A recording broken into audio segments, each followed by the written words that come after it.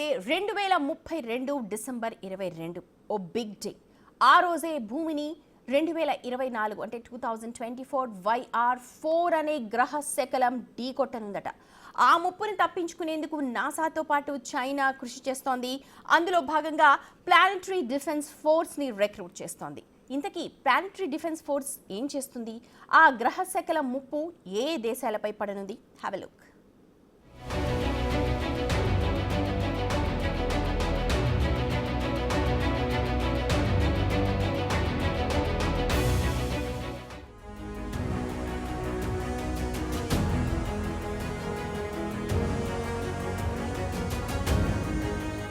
డైమోర్ఫోస్ ఈ పేరు ఎక్కడో విన్నట్టుంది కదా. 2022లో భూమికి 7 మిలియన్ మైళ్లు అంటే 1,12,00,000 కిలోమీటర్లకు పైగా దూరంలో డైమోర్ఫోస్ అనే గ్రహశకలాన్ని నాసా పంపించిన డాట్ ఢీకొట్టింది. ఫలితంగా భూమి వైపు రావాల్సిన డైమోర్ఫోస్ గ్రహశకలం తన దిశను మార్చుకుంది. దాంతో గ్రహశకలం నుంచి భూమిని డాట్ కాపాడినట్లయింది. ఇప్పుడు కూడా అలాంటి డాట్ అవసరం ఏర్పడింది. కానీ అది ఇప్పట్లో కాదు. భూమి దిశగా దూసుకువస్తున్న ఓ గ్రహశకలాన్ని తప్పించేందుకు ప్రపంచ దేశాలు ప్రయత్నాలు చేస్తున్నాయి. 2032లో ఆ గ్రహశకలం భూమిని తాకకుండా ఇప్పటి నుంచి స్పేస్ వర్క్స్ మొదలుపెట్టింది. ఈ రేసులో నాసాకు గట్టి పోటీనిచ్చేలా చైనా ప్లాన్ చేస్తుంది.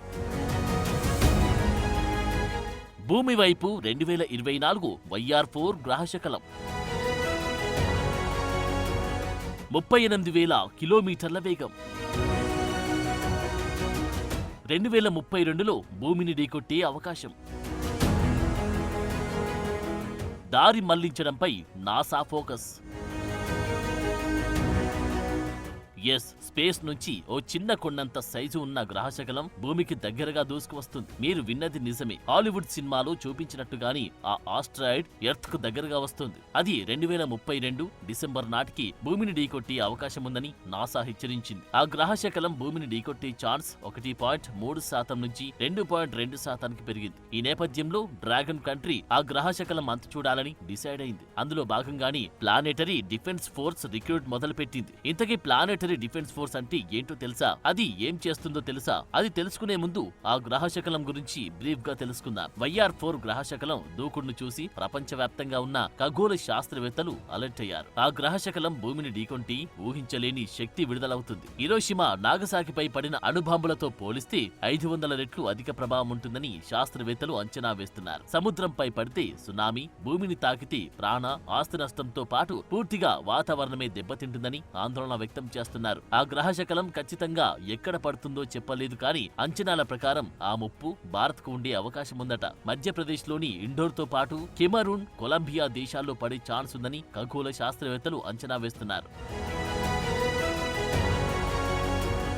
ప్లానెటరీ డిఫెన్స్ ఫోర్స్ కోసం డ్రాగన్ కంట్రీ రిక్రూట్మెంట్ డ్రైవ్ మొదలుపెట్టిందట. China state administrative of science, technology and industry for national defence అర్హుల నుంచి అప్లికేషన్లు స్వీకరిస్తుందట. చైనీస్ ఫేమస్ యాప్ అయిన వీచాట్ లో ఇందుకు సంబంధించిన నోటిఫికేషన్ వైరల్ అవుతుంది. China state administrative of science, technology and industry for national defence లో మొత్తంగా 16 పోస్టులు ఖాళీగా ఉన్నాయి. అందులో 3 పోస్టులు ప్లానెటరీ డిఫెన్స్ ఫోర్స్ కు కేటాయించారు. ఇందుకు కనీస విద్యార్హత మాస్టర్స్ అని తెలిపింది. ఖగోళ శాస్త్రం, ఏరోస్పేస్ బ్యాక్గ్రౌండ్ ఉన్న 35 ఏళ్ల లోపు యువకులకి అవకాశం ఉన్నట్టు నోటిఫికేషన్లో తెలిపారు. ఈ జాబ్ కు research of monitoring and early warning of near earth asteroids గా పేరు పెట్టారు. అత్యంత శక్తివంతమైన టెలిస్కోప్ ద్వారా YR4 గ్రహశకలంపై మరింత ఫోకస్ చేసింది నాసా. ఆ గ్రహశకల కక్షను, వేగాన్ని అంచనా వేసే పనిలో నాసా సైంటిస్టులు బిజీగా ఉన్నారు. నాసాకు తోడుగా ఇప్పుడు చైనా కూడా తన ప్రయత్నాలు ముమ్మరం చేసింది. అందులో భాగంగానే ఈ స్పెషల్ రిక్రూట్మెంట్ డ్రైవ్ చేపట్టింది. అది భూమిని ఢీకొట్టకుండా దాని కక్షను దారి మళ్లించే ప్రయత్నాలు చేస్తోంది. NASA James Webb space telescope సాయంతో మార్చి 2025 నుంచి ఆ గ్రహశకలాన్ని పరిశీలించి దాని స్పష్టమైన పరిణామం, ప్రభావంపై ఓ క్లారిటీ రానుంది. ఇక NASA centre for near earth object studies నిర్వహించి గ్రహశకల ప్రమాద జాబితాలు ఈ ఆస్ట్రాయిడ్ ను కూడా చేర్చింది. అయితే ఈ గ్రహశకలం భూమిని ఢీకొట్టకుండా దారి మళ్లిస్తామని నాసా ఆశాభావం వ్యక్తం చేసింది. అందుకు 2022లో చేసిన డాట్ ప్రయోగాన్ని గుర్తుకు చేస్తుంది. నాసా డాట్ మాదిరిగా చైనా కూడా తన సొంత డబుల్ ఆస్ట్రాయిడ్ రీడైరెక్షన్ టెస్ట్ ను ప్రారంభించాలని చూస్తుంది. ఈ ప్రయోగాన్ని 2027లో ప్రయోగించాలని ప్లాన్ చేస్తుంది. ఒక చిన్న ఆస్ట్రాయిడ్ ను ఢీకొట్టేలా కసరత్తు చేస్తుంది.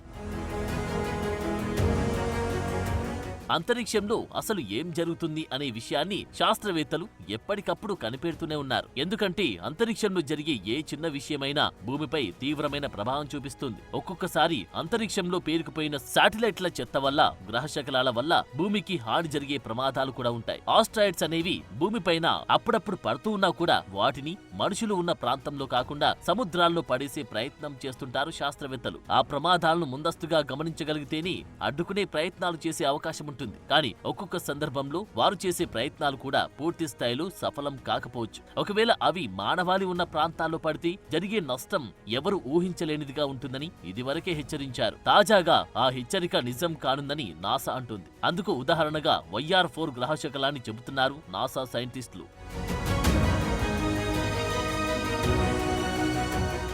అంతరిక్షంలో అనేక గ్రహశకలాలున్నాయి. నాసా ఎర్త్ ఆస్ట్రాయిడ్స్ ఫిబ్రవరి 10వ తేదీన విడుదల చేసిన డేటా ప్రకారం భూమికి దగ్గరగా అన్ని సైజులు గల ఆస్ట్రాయిడ్స్ 37,589 ఉన్నాయి. ఇందులో కిలోమీటర్ కంటే ఎక్కువ వ్యాసార్థం గలవి 873 ఉండగా మరో 50కి పైగా కనుక్కోవాల్సి ఉంది. ఇక 140 మీటర్ల వ్యాసార్థం కంటే ఎక్కువవి 11,209 ఉండగా మరో 14,000 వరకు డిస్కవరీ చేయాల్సి ఉంది. ఇసుక పరిణామంలో ఉండి పార్టికల్స్ దాదాపుగా 100 టన్నుల వరకు ప్రతిరోజు భూమి మీద పడుతున్నాయి. ఇక చంద్రునితో పోలిస్తే భూమికి దగ్గరగా ఈ నెల రోజుల వ్యవధిలోనే 12 ఆస్ట్రాయిడ్స్ వెళ్లాయని నాసా డేటా చెబుతుంది. సంవత్సర కాలంలో ఇలా 148 గ్రహశకలాలు దగ్గరగా పాస్ అయ్యాయని తెలుస్తోంది. సో ఓవరాల్ గా నాసాకు దీటుగా చైనా కూడా అంతరిక్షంలో తన మార్కు చూపించాలని అనుకుంటుంది. అందులో భాగంగానే ప్లానెటరీ డిఫెన్స్ ఫోర్స్ ను రిక్రూట్ చేసుకుంటుంది. ఒకవేళ చైనా తన ప్లాన్ లో సక్సెస్ అయితే తనకంటూ ఒక ప్రత్యేక గుర్తింపు రావడం మాత్రం ఖాయం. భూమిని కాపాడిన క్రెడిట్ చైనాకు పోవడం పక్కా. మొత్తంగా ఆ ఆస్ట్రాయిడ్ భూమిని ఢీకొంటుందా లేక వచ్చే రోజుల్లో తన కక్షను మార్చుకుంటుందా అనేది తెలియాల్సి ఉంది.